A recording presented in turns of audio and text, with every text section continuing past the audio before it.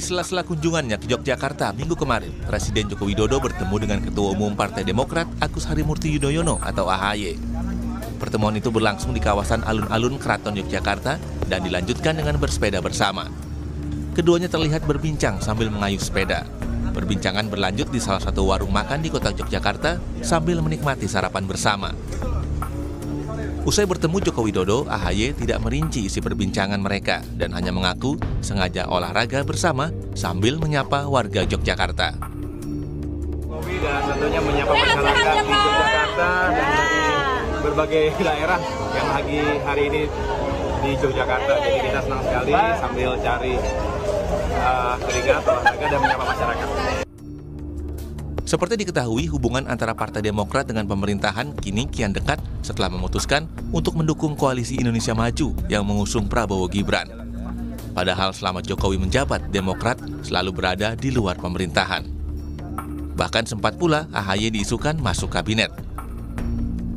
Sementara itu, Koordinator Staf Sus Presiden Ari Dwi Payana melalui pesan singkat kepada Kompas TV menyatakan pertemuan dengan Mas AHY membicarakan mulai hal-hal yang ringan-ringan sampai dengan persoalan kebangsaan dan situasi perpolitikan di tanah air.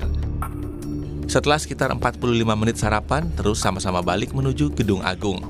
Sampai di depan Gedung Agung, Mas AHY pamit pada Bapak Presiden untuk melanjutkan agenda berikutnya. Pertemuan Jokowi dengan Ketua Umum Koalisi Indonesia Maju tidak kali ini saja. Sebelumnya Jokowi sempat bertemu dengan Ketua Umum Gerindra yang juga Capres nomor urut 2, Prabowo Subianto. Keduanya terlihat makan malam di salah satu restoran di Jakarta. Kemudian dilanjutkan bertemu dengan Ketua Umum Partai Golkar Airlangga Hartarto dan Ketua Umum PAN Zulkifli Hasan. Sontak pertemuan Jokowi dengan keempat ketum parpol ini menuai polemik. Benarkah manuver Jokowi ini menjadi kode bahwa dia resmi mendukung Prabowo Gibran dalam kontestasi Pilpres? Tim Liputan, Kompas TV.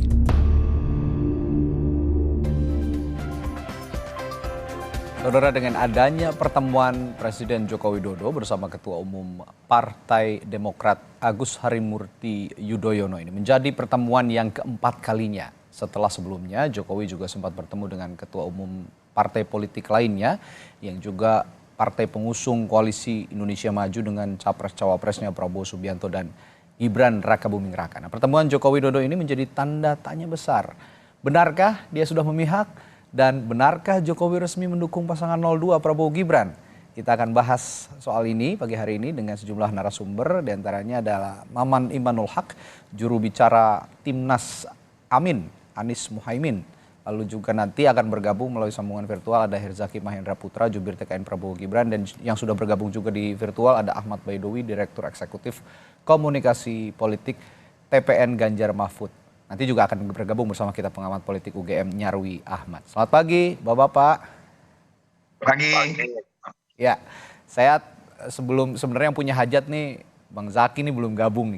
Saya tanya dulu ke Kang Maman. Kang Maman, tanggapan Anda setelah melihat pertemuan Presiden Joko Widodo dengan Partai Demokrat, Ketua Umum Partai Demokrat sebelumnya juga sudah bertemu dengan Ketua Umum Partai Politik lain. Ini apakah menurut Anda ini semakin menegaskan bahwa Presiden ingin memastikan bahwa dia sudah berpihak ke pasangan 02? Iya, dari awal publik sudah melihat bahwa Presiden Jokowi memang memihak ke pasangan 02. Tetapi dari sisi etis kepemimpinan memang kelihatan sekali moralitas politiknya sudah tidak terlihat sebagai seorang pemimpin nasional. Karena kalaupun misalnya beliau di istana melihatkan ada regulasi yang tidak dilanggar oleh presiden ketika kampanye, tetapi regulasi itu bisa dipahami dengan 3 langkah. Pertama, sebagai presiden Jokowi harus cuti dulu. Yang kedua, presiden kalau setelah cuti dia harus menjadi tim sukses untuk pasangan tersebut. Dan yang ketiga, harus tidak ada keterkaitan sama sekali dengan salah satunya capres atau cawapres, karena itu akan menumbuhkan kecurigaan tentang tebalnya nepotisme. Ini tentu menjadi sebuah presiden yang buruk untuk demokrasi Indonesia, di mana cawe-cawe seorang pemimpin nasional pada salah satu pasangan padahal seharusnya menjadi seorang wasit yang menjaga kualitas demokrasi, itu dilihatkan. Karena legasi terpenting dari seorang Jokowi itu bukan pembangunan infrastruktur, tetapi dia harus menjaga kondisivitas, menjaga kualitas demokrasi, dan juga mengawal konstitusi. Tetapi dari sisi lain, saya ingin menegaskan kembali, kalau dari permainan catur, Mas Radi, ketika seorang permainan catur, ketika menteri, apalagi raja turun tangan dan lain sebagainya, itu adalah bentuk kepanikan dan kemungkinan pertahanannya kebobolan. Ini menjadi pembicaraan luas di tengah masyarakat, sehingga ini justru memacu kami di 01 untuk terus bisa meyakinkan publik bahwa pertarungan hari ini adalah pertarungan bagaimana kita menjaga kualitas demokrasi dengan meyakinkan visi misi kita bisa diimplementasikan demi mencapai Indonesia yang lebih baik, Indonesia emas di 2045. Baik, kalau kata Kang Maman ini kalau ibarat main catur sudah panik akan kalah begitu kira-kira ya Kang Maman, karena beberapa kali Presiden sudah kalau dibilang Kang Maman tadi cawe-cawe gitu untuk pemenangan Prabowo Gibran. Kalau dari Mas Awi tadi kalau kata Kang Maman ini panik. Mas Awi juga punya pandangan yang sama bahwa pasangan 02 yang sepertinya sudah terang-terangan didukung oleh Presiden Jokowi ini juga sudah mulai panik begitu dengan kondisi saat ini? Ya, artinya itu menunjukkan bahwa 02 tidak percaya diri kalau tanpa endorser dari Joko Widodo. Artinya apa? Gembar-gembor bahwa target satu putaran didukung oleh prakondisi melalui hasil survei, itu kan sebenarnya tidak sesuai dengan kondisi real di lapangan. Karena kita tahu lembaga survei yang mempublish 50% lebih itu kan ya lembaga-lembaga survei yang kadang baru muncul.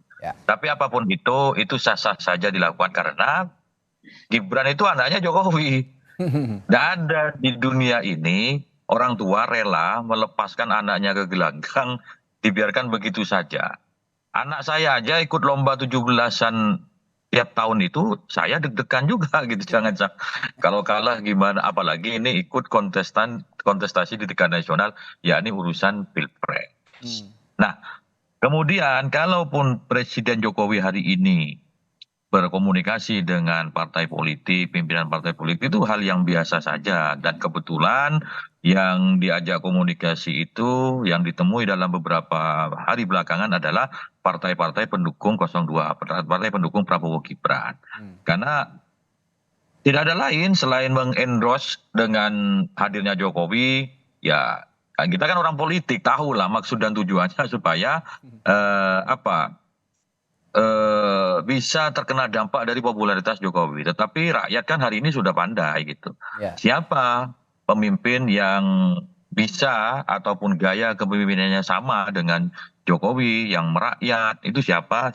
Dan siapa yang dibuat-buat, itu kan tahu semua masyarakat hari ini. Jadi kalau kami ya biasa saja menanggapi hal yang seperti itu bagian dari trik politik yang dilakukan oleh pihak sebelah dan juga bagian dari langkah politik yang dilakukan oleh Presiden Joko Widodo. Cuman sayangnya sampai hari ini belum ada deklarasi dari beliau. Kita lihat aja nanti dalam kampanye apakah beliau hadir di tengah-tengah kampanye 02 ya menunjukkan keberpihakannya secara terang benderang gitu.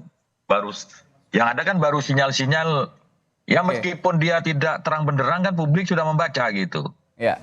Yang kita antisipasi jangan sampai institusi kepresidenan digunakan sebagai alat politik untuk kepentingan pihak-pihak tertentu. Kalau sebagai pribadi, ya Pak Jokowi punya hak untuk berpolitik. Gitu. Ini kalau saya lihat pernyataannya Mas Awi, Kang Maman, kayaknya gerakan salam 4 jari akan terwujud kalau memang ada dua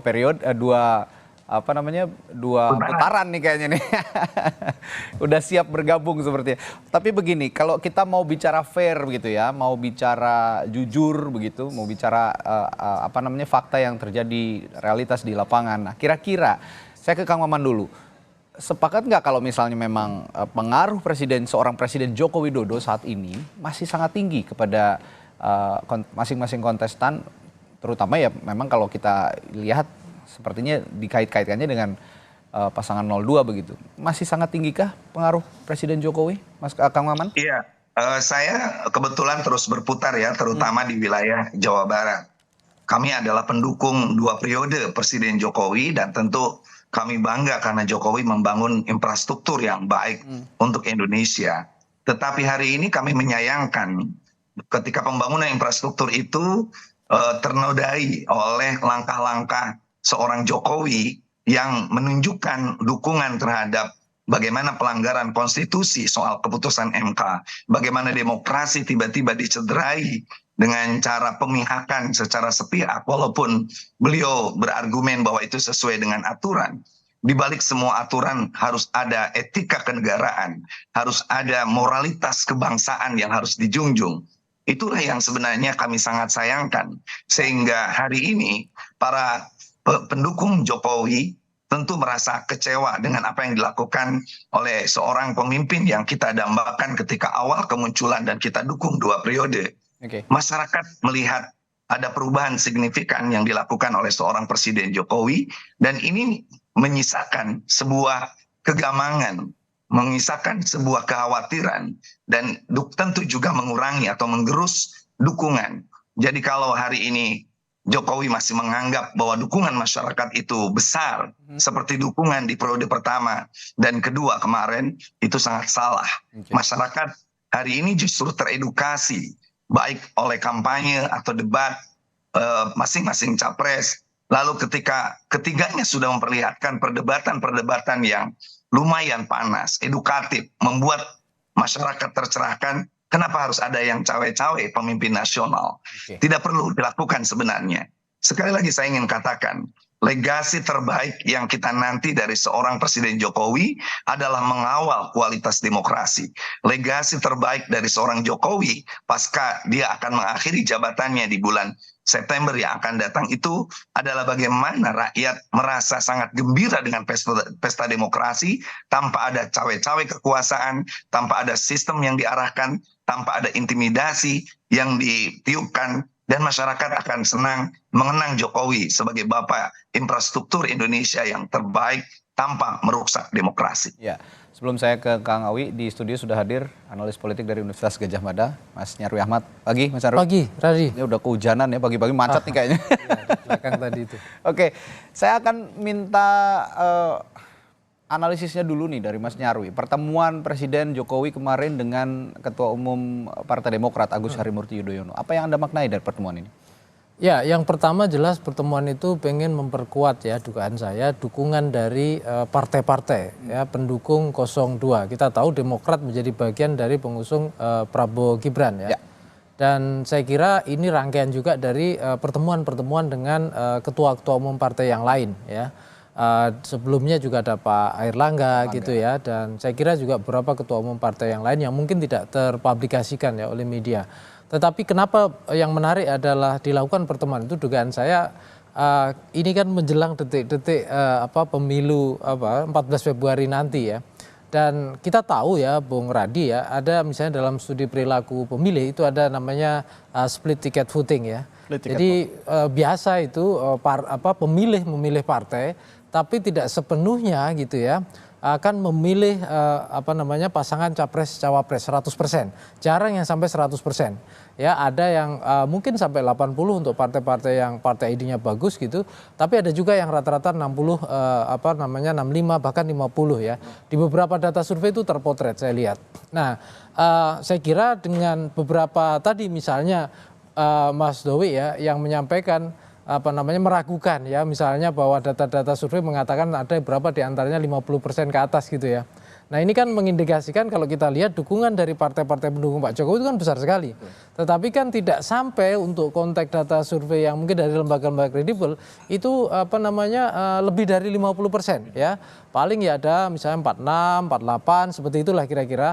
Bahkan ada yang bilang di bawahnya misalnya begitu. Nah, ini yang mengindikasikan saya kira dukungan pada partai-partai itu nggak linear ya dengan dukungan pada pasangan capres-cawapres. Dan sekali lagi kita juga ditunjukkan di beberapa data misalnya untuk swing voter ya, misalnya untuk konteks pilpres itu masih mungkin sekitar 15-an%. Ya, untuk undecided voter pun juga bisa sekitar mungkin 6-8%. Artinya apa? Kinerja partai ini yang saya kira Pak Jokowi itu berusaha untuk mengepus. Walaupun kemudian orang bertanya, ini sebenarnya yang nyapres siapa gitu ya.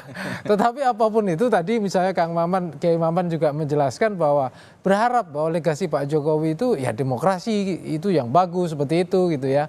Tetapi tadi itu ya ini kan saya kira juga bagian dari upaya mungkin ya ada argumen-argumen lah ya dari pihak istana yang mungkin mempertimbangkan bahwa ada semacam ya pertimbangan-pertimbangan untuk konsolidasi ketemu tokoh-tokoh partai untuk memastikan pemilu berjalan lancar. Tapi kan dugaan-dugaan kritis dari termasuk para tim 01 maupun tim 02 kemudian kan bisa aja berpikir masa sih hanya ngobrolin soal itu kan gitu. Nah ini yang kemudian saya kira wajar akan menjadi pembicaraan publik, Bung Radi. Sekarang kita akan gali bocorannya nih dari juru bicara TKN Prabowo Gibran yang juga dari Partai Demokrat, Bang Herzaki Mahendra. Pagi Bang Zaki. Ya, selamat pagi. Suara saya terdengar jelas, Bang? Oke. Nah, kita minta bocorannya nih, apa yang diobrolin? Benar gak Presiden Jokowi ini memastikan bahwa partai-partai ini, ayo dong, kita buat satu putaran aja gitu? Ya, pertama begini ya, pertemuan kemarin berlangsung ya hangat dan ramah ya. Memang pagi hari itu Mas Ahaye dan Pak Jokowi bersepeda bareng keliling-keliling ya, mengelilingi ruas-ruas jalan sekitar alun-alun. Nah, di saat bersepeda pun kan juga sudah ada rekamannya, maka berbincanglah masalah-masalah ya keseharian yang dengan santai. Hanya memang ketika di ujung ya, ketika selesai bersepeda ada diskusi-diskusi yang lebih serius gitu. Salah satunya tentu menyoroti mengenai pemilu hari ini gitu. Dalam konteks apa ya? Pak Jokowi sebagai presiden, kami ya sebagai partai politik peserta pemilu gitu. Bagaimana kita ingin misalnya pemilu ini bisa berjalan dengan damai, pemilu ini bisa berjalan dengan aman, dan juga pemilu ini bisa berjalan dengan demokratis. Kan ada aja nih pihak-pihak yang kayaknya ya mungkin kalau Kang Maman atau Mas Awi sih nggak begitu gitu. Ya Mas Awi nggak begitu gitu, ya kan? Tetapi mungkin ada nih unsur-unsur pendukungnya kemudian atau relawan mungkin atau simpatisan yang berada di luar tim kampanye yang kemudian berupaya bolak-balik mendegradasi misalnya kan terkait dengan kualitas pemilu satu. Lalu misalnya bagaimana berupaya dalam konteks bahwa kesuksesan kita ingin pemilu ini bisa berjalan dengan aman dan damai, tapi dibuat seakan-akan ada potensi chaos dan sibuk memunculkan yang namanya ketakutan demi ketakutan gitu. Ya pada saat perbincangan kemarin ya Mas Ahaye juga menyampaikan kalau Demokrat kita dengan seluruh elemennya melihat bahwa kerja keras yang dilakukan oleh teman-teman KPU, Bawaslu ya kan setahu kami distribusi surat-suara saja udah hampir final ya, udah hampir tuntas bahkan sudah dilipat katanya apa yang kami dengar gitu ya, kerja-kerja KPU dan Bawaslu menuju hari H ini juga sudah optimal sebenarnya kami lihat, dan kita semua elemen inginnya bagaimana pemilu ini bisa sukses. Ini kan wajah Indonesia, kan begitu. Ini kan wajah kedaulatan rakyat ini. Nah ini yang kita sama-sama ingin jaga betul. Nah dalam perbincangan itu ya kalau misalnya bicara mengenai posisi kami sebagai KIM atau Koalisi Indonesia Maju, itu kan bisa saja gitu, bisa saja publik mengartikan itu. Tetapi beliau lebih banyak kapasitasnya sebagai presiden, lalu kami dalam kapasitasnya sebagai partai politik peserta pemilu gitu. Hanya memang kalau tadi saya dengar sebentar mengenai apa yang dilakukan oleh Pak Jokowi misalnya dalam konteks pemilu hari ini, kami sih masih merasa beliau tidak ada melakukan upaya-upaya yang extraordinary ya atau yang extrajudicial atau di luar kemenangan beliau ya. Dan kami sendiri dari TKN ya, kalau misalnya tadi kan saya sebagai misalnya juga Demokrat gitu ya, yang dengar langsung ya yang disampaikan oleh Mas Ahaye ketika selesai pertemuan itu, beliau menyampaikan gitu ya bahwa bagaimanapun ya Pak Jokowi ini harapannya bagaimana Mas Ahaye kan termasuk generasi baru nih ke depannya gitu yang akan melanjutkan tongkat estafet kepemimpinan. Jadi beliau ada keinginan agar apa yang sudah baik selama ini terjadi ya dari era Pak Jokowi, Pak SBY maupun era-era sebelumnya itu bisa dilanjutkan, dan bagaimana generasi muda seperti Mas Ahaye ya dan juga pemimpin muda lainnya itu bisa benar-benar bisa melakukan akselerasi terhadap apa yang sudah tercapai. Dan kalaupun ada yang misalnya dianggap masih kurang, ya wajar karena pemimpin tidak pernah sempurna. Ya, itu bagaimana bisa diperbaiki ya, bisa dioptimalkan ke depannya. Nah, kalau kita bicara tadi saya dengar 1 putaran, 2 putaran ya, kan begini nih, kalau kita bicara mengenai soliditas partai juga nih kan, sebenarnya kalau kami lihat soliditas partai di KIM itu angkanya kan hampir kira-kira kan 44% ya, setahu kami kalau digabungkan semua partai pendukung yang di parlemen, dan hari ini dukungan kepada Pak Prabowo itu mencapai ya seputar antara 44 sampai 48% yang kami tahu gitu. Ya adalah beberapa ya yang sedikit yang sudah mencapai 50% lebih. Tapi kan rata-rata yang kami lihat itu 44 sampai 48%, dan itu sejalan ini dengan total suara partai pendukung Pak Prabowo ini di parlemen. Jadi kalau kami melihat sebenarnya bicara mengenai soliditas, hari ini soliditas partai pendukung Pak Prabowo ini sebenarnya sudah optimal ini. Nah, sekarang yang lagi kita optimalkan adalah bagaimana peran mesin partai ini bisa kemudian merekrut ya masyarakat ya yang di luar yang saat ini sudah kami rekrut. Karena masih ada, kalau kami ngitung ya, mungkin tadi beredar dengan Mas Nyarwi tadi katanya belasan persen or something gitu. Kalau di data kami sendiri udah di bawah 10% sebenarnya nih. Yang tinggal yang kita perebutkan gitu. Baik, Mas Awi, saya ke Mas Awi nih. Kalau tadi saya tanyakan ke Kiai Maman, ke Kang Maman, bahwa banyak juga partai politik pendukung Prabowo Gibran yang berharap punya insentif elektoral jika Presiden Joko Widodo ini menunjukkan keberpihakannya kepada 02 begitu ya, pasangan 02. Nah, kalau Anda melihat saat ini kondisi realnya menurut Anda yang objektif begitu kira-kira, Presiden Joko Widodo pengaruhnya masih cukup besar atau tidak? Sebagai partai politik, P3 juga pernah mengusung Jokowi dalam dua periode pada pemilu sebelumnya, Mas Awi. Kita terbiasa menggunakan angka-angka statistik yang berdasarkan dari temuan di masyarakat ya. Memang approval ratingnya dari Pak Jokowi itu masih cukup tinggi sebagai presiden. Dan follower Jokowi itu masih tetap loyal ketika Jokowi yang maju. Tapi hari ini tidak ada nama Joko Widodo di kertas suara. Tapi kan ada nama Gibran. Itulah yang kemudian menjadi jawaban kenapa target satu putaran itu dalam berbagai survei kan tidak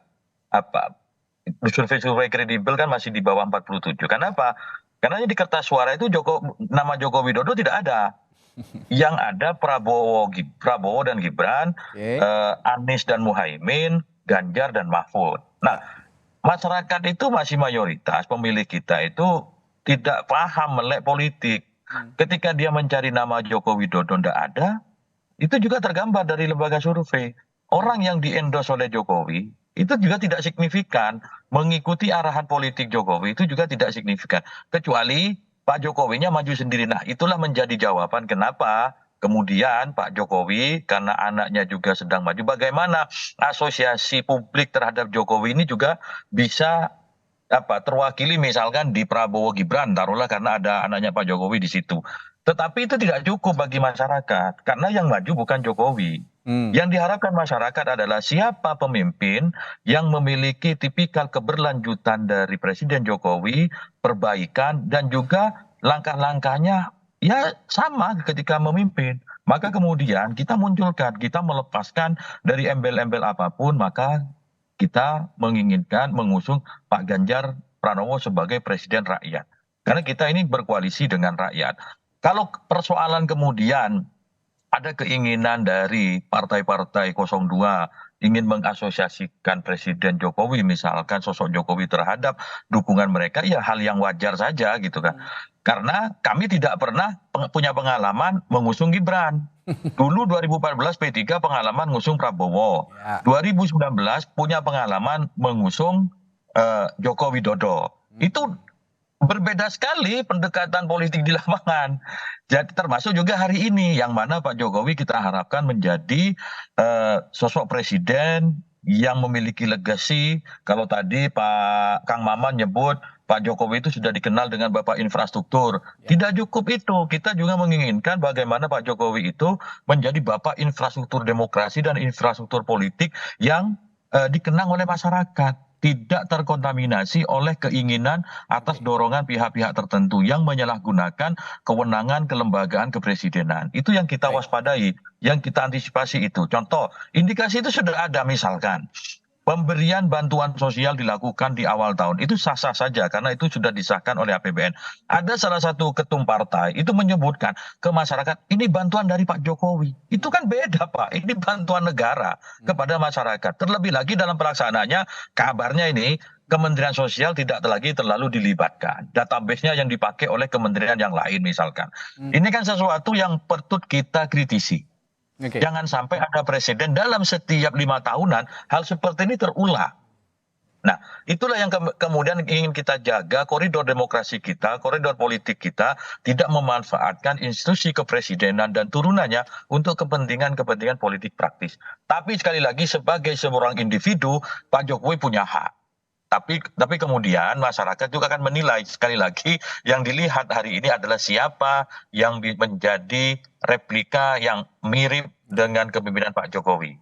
Oke, nanti setelah jeda saya akan bertanya dulu ke Mas Nyarwi ini soal dari pembicaraan yang analisis yang Anda utarakan tadi, apakah benar bahwa Presiden Jokowi ini bertemu dengan partai-partai politik mengusung Prabowo Gibran ini memastikan bahwa Pilpres berjalan satu putaran, dan kenapa sepanik itu jika memang dikatakan panik, kenapa sepanik itu untuk melakukan Pilpres dalam satu putaran? Apakah nanti di putaran kedua dikhawatirkan ada salam 4 jari gitu kira-kira?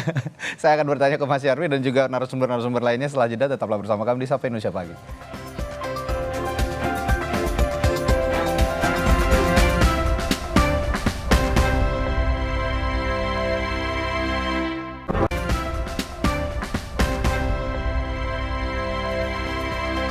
Kembali di Sapa Indonesia Pagi.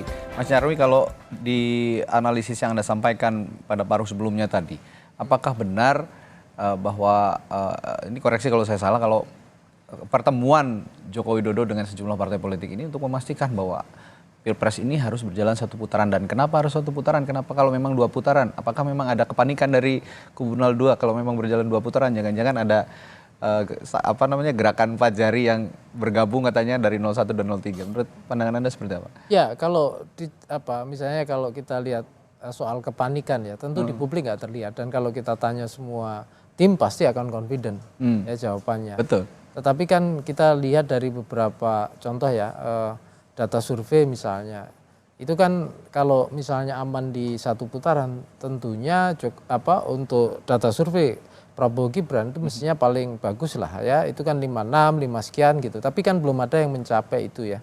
Maksudnya kalau kita lihat dengan approval rating Pak Jokowi yang masih tinggi sekitar 80-an, itu gapnya masih terlalu tinggi gitu loh. Untuk ke sana, idealnya mendekati lah ya, bisa 50 atau mendekati 60 seperti itu. Nah yang kedua juga saya kira juga ada banyak juga yang mengatakan bahwa resources Pak Jokowi ini besar, tapi dukungan dari suara yang ada itu sepertinya seperti mentok gitu, ada yang mengatakan begitu. Itu perlu dicek data surveinya dari sumber-sumber juga ya. Nah terlepas dari itu saya lihat juga Bung Randi ya, ini kan juga muncul ya tadi yang Anda sebutkan itu soal suara-suara kritis yang salah satunya beberapa hari yang kemarin itu kan muncul salam 4 jari. Kalau kita ingat salam 4 jari gitu, sebenarnya ini kan untuk 02 salam 2 jari yang mengingatkan juga ketika Pak Jokowi dulu 2014 dan 2011 khususnya 2000 itu ya era pertama itu kan salam 2 jari ya, slang itu yang cukup terkenal ya. Nah yang saya lihat gitu ini kan seperti salam 2 jari versus 4 jari, dan sebelumnya juga kita lihat kan ada di berita juga bisa kita simak di mana dari mobil kepresidenan keluar juga itu salam 2 jari kan gitu. Betul. Nah ini yang kemudian saya kira ada suara-suara kritis yang di level pemilih itu saya kira potensial kalaulah tidak merontokkan tapi paling enggak ikut memperlambat ya usaha-usaha dari kubu 02 untuk meningkatkan tingkat dukungan dari pemilih. Nah ini yang saya lihat kenapa misalnya pilar dalam kampanye itu kan banyak ya Bung Randi ya. Bisa partai politik, bisa tim relawan, dan juga bisa masyarakat di luar itu gitu ya. Belum lagi netizen dan seterusnya ya. Nah ini yang saya kira bisa jadi kubu 02 itu resource-nya besar, tetapi memang boleh dibilang ketemu dengan medan yang terjal. ya, sehingga tidak semulus gitu ya yang mungkin dibayangkan oleh ya orang-orang punya harapan lebih tinggi. Nah, kondisi-kondisi ini yang saya lihat gitu ya, ya Pak Jokowi ini kan influencer yang sangat berpengaruh. Tadi Mas Baidowi menyebutkan ya, kalau dibilang daya pengaruh masih sangat tinggi gitu loh. Cuma kemudian kan pertanyaannya seberapa misalnya daya pengaruh, daya magnetik lah ya, kalau dalam bahasa saya ya, dari Pak Prabowo maupun Pak Gibran ini untuk menarik ya daya dukung pemilih. Apakah bisa mendekati Pak Jokowi apa enggak? Ataukah misalnya kehadiran Pak Jokowi itu bisa kemudian walaupun tidak secara simbolik atau secara eksplisit menyatakan saya sedang bekerja untuk Anda loh, tidak misalnya, atau saya mendukung, tidak juga misalnya. Cukup kemarin dikatakan boleh berkampanye kira-kira gitu, tapi bukan berpihak kira-kira gitu. Tapi kan keberadaannya itu kan publik juga membaca bahwa secara simbolik kehadiran Pak Jokowi di sana itu juga dalam banyak hal dianggap banyak menguntungkan 02 kira-kira gitu. Apalagi dilihat di sana ada namanya Pak Gibran yang merupakan anak Pak Jokowi atau Pak Presiden Jokowi di sana. Nah, ini yang saya kira upaya-upaya ya keberadaan Pak Jokowi dalam berbagai hal itu akan menjadi sorotan dan kemudian dianggap bahwa ini sebagai upaya untuk katakanlah memberikan semangat moral juga ini kepada tim 02 untuk yang sering katakanlah punya semangat luar biasa untuk satu putaran. Tapi balik lagi memang medannya juga tidak mulus-mulus amat, kira-kira gitu. Ya, medan terjal ini yang dihadapi oleh pasangan 02 untuk mencapai misi satu putaran dalam Pilpres. Nah, saya kan ke Kang Maman. Kang Maman bicara Pilpres satu putaran, dua putaran begitu. Sepertinya kalau bicara logikanya, bicara logisnya dan realitasnya saat ini masih yang seperti dikatakan Mas Nyarwi tadi, masih banyak medan yang terjal untuk menuju satu putaran. Sepertinya ya memang kita akan menghadapi Pilpres dalam dua putaran begitu. Nah, jika memang nanti dalam kedepannya Pilpres ini berlangsung dua putaran, skema yang dirancang oleh Timnas Amin, terutama menghadapi kekuatan elektoral yang punya pengaruh besar terhadap pasangan 02 melalui Presiden Joko Widodo, kira-kira apa strateginya? Iya, yang pertama tentu kami 01 harus bersyukur karena survei-survei terus menunjukkan bahwa pasangan Anies Mohaimin ini terus merangkak naik gitu. Nah, yang kedua, hari ini Timnas itu bergerak. Misalnya ketika capres kami melakukan kampanye kemarin di Bandung, maka hampir seluruh titik yang Timnas itu datang, misalnya saya kemarin pegang di daerah Sumedang, lalu saya ada di Solo, lalu beberapa teman lagi di beberapa daerah itu melakukan pertemuan yang begitu masif. Pertama, kami ingin meyakinkan bahwa seluruh pendukung 01 harus datang di TPS. Yang kedua, harus mengawal suara jangan sampai ada kecurangan. Dan yang ketiga, kami terus melakukan konsolidasi di seluruh lini kami, termasuk kelompok milenial dan lain sebagainya. Dan kami tentu sudah mulai menghitung bahwa kalau nanti masuk di putaran kedua, maka strategi apa yang kami lakukan termasuk komunikasi dengan pihak-pihak, karena orang yang mendukung 02 hari ini pun itu di putaran kedua mungkin juga berubah pilihan. Karena kita lihat sekarang bagaimana kampanye-kampanye Anies, kampanye-kampanye Gus Mohaimin, dan juga seluruh tim nasional, tim daerah, mesin-mesin partai, relawan, dan lain sebagainya, kita melihat bahwa ada antusiasme masyarakat untuk mengawal demokrasi ini. Inilah pasangan yang menjadi kekuatan karena kita didukung sama rakyat. Oleh sebab itu, satu hal lagi yang selalu kita tekankan bahwa tidak boleh ada ujaran kebencian. Tidak boleh kita melakukan kampanye-kampanye tanpa data, tanpa fakta, dan lain sebagainya. Sehingga kami meyakini bahwa bila nanti masuk di putaran kedua itu, maka salah satu yang akan kami lakukan adalah mengajak seluruh anak bangsa untuk memenangkan perubahan ini, karena bagaimanapun ini demi Indonesia yang lebih baik. Kita sudah punya track record seorang Presiden Jokowi dalam infrastruktur, tapi saya setuju Mas Awi tadi, infrastruktur demokrasi, infrastruktur hukum, infrastruktur pemerintah, tata kelola pemerintahan yang baik itu menjadi penting.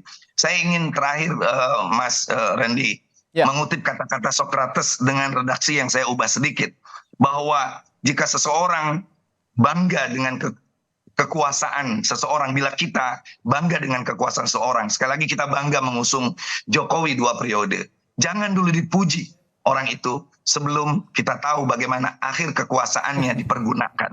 Itu yang menjadi catatan dari masyarakat, sehingga masyarakat hari ini terutama partai konsentrasi di partainya masing-masing, lalu Pilpres itu betul-betul saya setuju Mas Nyarwi tadi bahwa berbeda. Ketika Pilpres kemungkinan ada partai yang mengusung capresnya A, ada seorang kader partai yang dia partai tertentu tapi dukungan capresnya berbeda dengan dukungan partainya.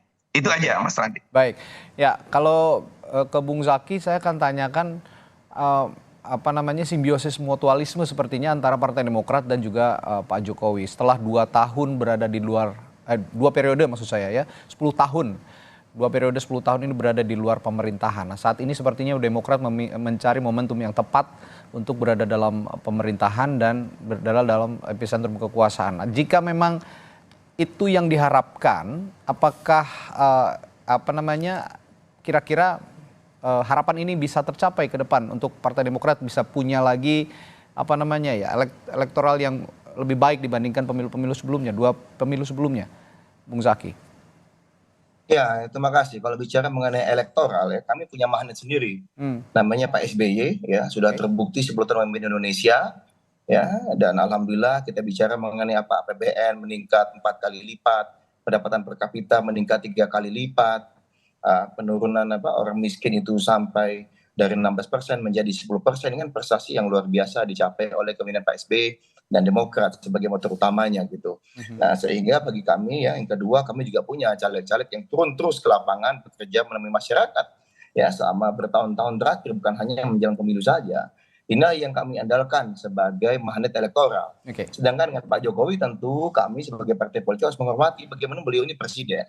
Kami saat ini tetap di luar pemerintahan dan kami akan masuk di pemerintahan itu ketika insya Allah Pak Prabowo Mas Gibran ini dipilih oleh rakyat Indonesia di 2024. Nah, itulah saat kami nanti akan masuk ke pemerintahan.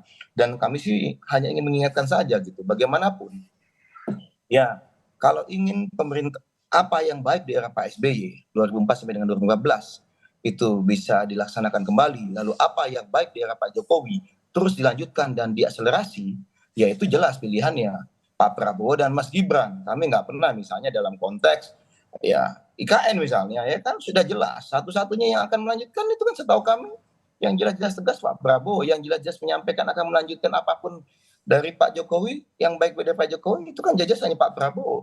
Yang lain setahu kami setiap hari mengkritik terus gitu dari kinerja Pak Jokowi meskipun masih di pemerintahan. Ini kan agak kontradiktif gitu. Yang pasti kalau dari kami 02 tetap kita fokus pada kampanye, visi misi, gagasan dan program kerja kami. Kami tidak akanlah misalnya menyalahkan kok ibu yang disalahkan katanya karena ada anak yang tidak punya adab atau akhlak gitu kan. Jahat sekali ya ibu sampai disalahkan. Padahal kita tahu ibu itu luar biasa peran dan pengaruhnya dalam mendidik dan membina anak gitu loh. Kalau misalnya katakanlah ada ketidakmampuan dalam menjawab sesuatu dalam konteks dimanapun itu gitu, jangan kemudian membawa-bawa ibu atau menyalahkan ibu. Ibu itu luar biasa perannya. Saya sendiri sebagai pribadi misalnya terkesiap gitu mendengar ada tokoh politik yang menyampaikan seperti itu di muka publik gitu loh. Karena bagi kami ibu itu sangat mulia dan luar biasa. Ya, janganlah kemudian menyenggol-nyenggol ibu-ibu gitu loh. Ya, kalau misalnya anak ada yang salah, ya anaknya lah yang misalnya katakanlah salah. Tapi kalau misalnya mohon maaf, kalau memang dalam kemampuan diskusi atau dalam forum publik ternyata merasa kalah telak gitu, ya jangan kemudian menyalah-nyalahkan, menebak sana sini gitu. Ayo kita fokus saja, visi misi kita apa, program kerja kita apa, mana yang bermanfaat buat rakyat. Itulah yang kemudian menjadi saat ini ya, yang kami lakukan terus. Pak, alhamdulillah nih, ada yang bilang kami stagnan, bagi kami nggak stagnan, karena sebenarnya trend line dari berbagai survei yang kami itu terus meningkat, misalnya dari 30-an something terus naik, dan hari ini sudah di atas 40-an gitu. Ya namanya variasi, beda seminggu ada yang 42, 44, 47, 48, bagi kami itu hal yang wajar, tapi kami menghormati bukan survei yang ini segini, survei ini segini, tapi kita lihat tren masing-masing survei itu yang kita lihat, dan yang paling penting adalah bagaimana suara rakyat di lapangan yang kami temui. Bukan kita akan, mohon maaf nih, tidak ada itu TKN 02 misalnya, wah kita kalau tidak satu putaran bahaya, enggak ada kok gitu. Kalau ada kepanikan itu ya? Nggak ada panik kayak gitu. Bagi kami, kita bekerja keras dan alhamdulillah rakyat sudah memilih dan menentukan hari ini. Tinggal kami jaga betul nih suara ini gitu. Ya kan, jangan sampai misalnya pemilu ada kecurangan nantinya gitu ya kan. Dan kami yakin saat ini kita semua ada 3 pasangan calon, semua pasti jaga betul nih di TPS. Ya. Kalau mau curang gimana kita bingung juga. Menurut kami kok ada yang masih pihak yang bilang curang kita bingung. Berarti jadi kalau punya saksi. Jadi kalau pilpresnya 2 putaran siap ya TKN ya? Ya tentu kita siap bagaimanapun. Alhamdulillah dukungan kita sudah punya basis yang solid. Nanti Mas Kang Maman, misalnya Mas Awi mau gabung, kami sangat terbuka gitu loh. Yang kami bingung ini kalau yang kami bingung belum selesai pertandingan ada yang sudah menyerah kalah gitu. Ya kan? Lalu siap-siap koalisi. Nah, ini kami nggak mengerti ini pola pikirnya. Mungkin rakyat melihat pola pikir ini, wah ini nggak bakal menang. Ngapain kami memilih? Malah kami melihatnya seperti itu nih, ada arus di lapangan yang melihat Bang kok sebelah merasa udah nyerah kalah ya. Ya udahlah Bang, tadi saya mikir masih belum gitu. Tapi akhirnya geser ke kami ya. Kalau kami alhamdulillah ya, apapun itu kita berjuang, kita dengarkan suara rakyat, kita jaga betul demokrasi kita. Makasih, ayo Kang Maman, Mas Awi, selama ini pertarungan berjalan dengan baik. Ayo kita optimalkan ya. Mari kita biarkan rakyat memilih hati nurani dan aspirasi.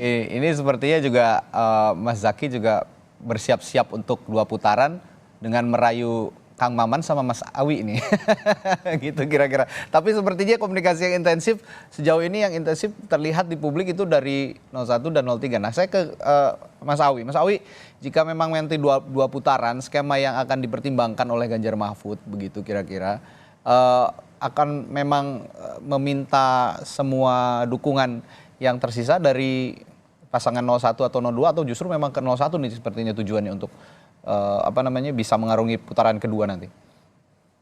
Komunikasi politik dilakukan oleh dengan siapapun, termasuk juga dengan partai-partai politik yang di 02 dan juga 01. Namanya komunikasi politik kan tidak dibatasi oleh ruang dan waktu. Ya. Nah, soal komunikasi politik itu jangan langsung dimaknai menyerah kalah. Justru teman-teman yang menjajaki komunikasi itu kan bicara ke depan. Ya memang berbeda ketika melihat Mas Zaky setahun yang lalu dengan hari ini memang berbeda gaya bicaranya, tapi itu hak gitu kan. Itu hak politik gitu kan. Contoh tadi nyinggung IKN gitu kan. Sepertinya kayaknya ada fraksi Demokrat itu di DPR yang kencang-kencang tentang IKN baru 2-3 bulan terakhir berbeda ya. Kita hormati saja lah, itu hal yang lumrah gitu kan. Namanya aja posisinya sudah beda gitu kan. Tapi begini, terkait dengan hal yang akan dilakukan oleh Ganjar Mahfud, jelas dari awal bahwa kita ini merupakan keberlanjutan, perbaikan, dan percepatan dari yang dilakukan oleh Presiden Joko Widodo. Yang dilakukan Joko Widodo ini bagus, kita sudah 2 periode bergabung dengan Presiden Joko Widodo, itu sudah bagus. Maka kita akan tingkatkan, kita percepat apa yang selama ini melambat-lambat, kita percepat. Maka yang menghambat proses pembangunan, yang menghambat terkait dengan kesejahteraan rakyat, yang menghambat hal-hal yang untuk menuju Indonesia lompatan yang lebih besar, kita sikat. Kita tidak pernah yang namanya bilang Pak Jokowi begini. Kita selalu konsisten dari 2015 sampai sekarang. Beda dengan Mas Zaky mungkin ya tidak nyampe setahun terakhir ya muji-puji Jokowi, sebelumnya kan berbeda. Tetapi sekali lagi itu hal yang wajar, sikap politik belum pernah muji sesuai posisi. Dan selanjutnya ingin kami katakan bahwa 1 putaran atau 2 putaran itu semuanya dimungkinkan oleh undang-undang. Kalau ada yang mengatakan ke salah satu ketua umum atau 2 ketua umum partai politik dari 02, kita harus 2 putaran untuk menghemat anggaran. Itu kan bagian dari upaya.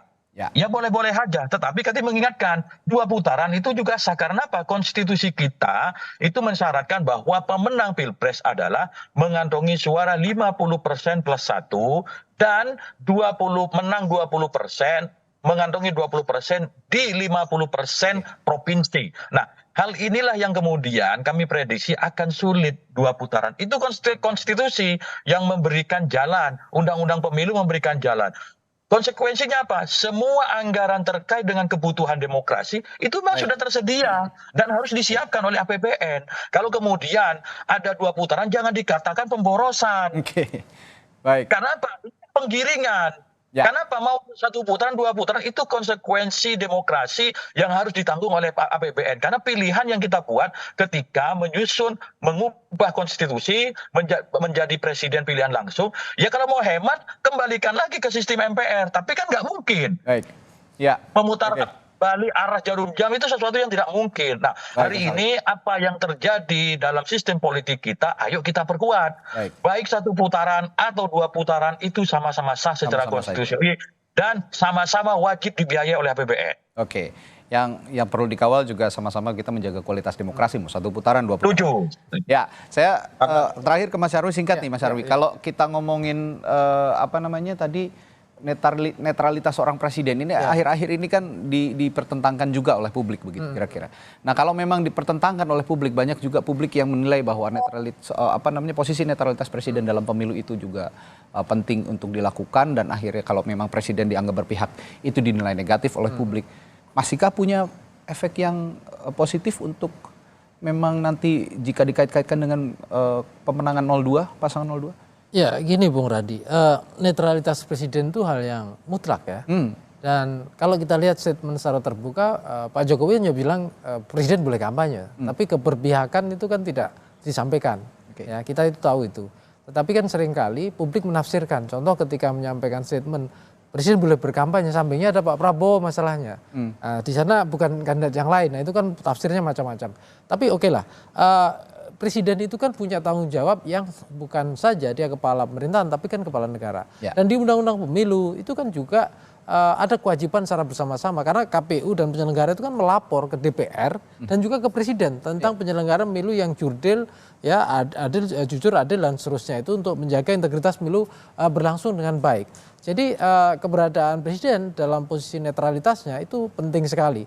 Tetapi kan memang ada suara-suara kritis ya, kemudian melihat bahwa presiden ini posisinya kok lebih dekat kira-kira ya dengan 02. Nah ini yang seringkali gitu ya, itu kemudian sampai hari ini gitu, kita itu kan memang belum ada ya undang-undang kayak undang-undang kepresidenan atau undang-undang yang kemudian mengatur akuntabilitas ya.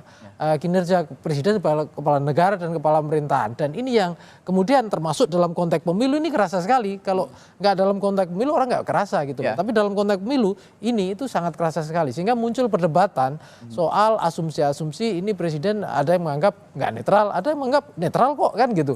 Kenapa? Karena tidak ada misalnya eksplisit. Tetapi tadi beberapa misalnya disampaikan juga dari para tim-tim yang lain.